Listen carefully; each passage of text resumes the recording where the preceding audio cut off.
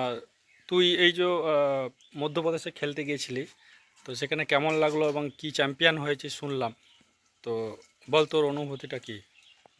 খেলাটা ভালো হয়েছে। হুম। আর আমাদের টিমটাও ভালো ছিল।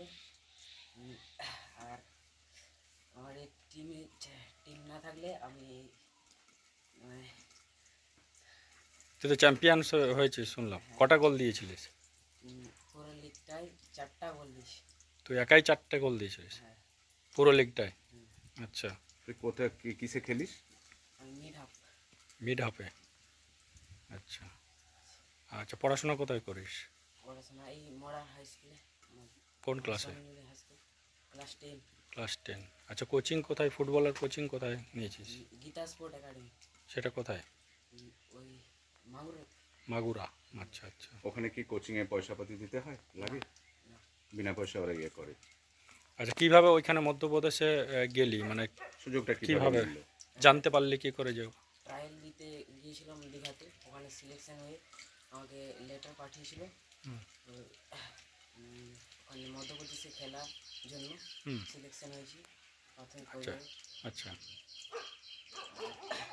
সেখান থেকে নিয়েছি। আচ্ছা। দীঘাতে খেলা হচ্ছে কি করে বুঝতে পারলে? যোগাযোগ করেছিলাম রঘুনাথপুরে। কেমন লাগছে? এমন ভালো লাগছে। তুমি বড় হয়ে কি হতে চাও? হ্যাঁ, ভালো ফুটবলার হতে চাই। বাড়ির যে আর্থিক কাকে অবস্থা। ফুটবল ফুটবল খেলার কাকে তোমার বেশি ভালো লাগে যারা খেলোয়াড় রয়েছে? রোনাল্ডো। রোনাল্ডো? আচ্ছা আচ্ছা।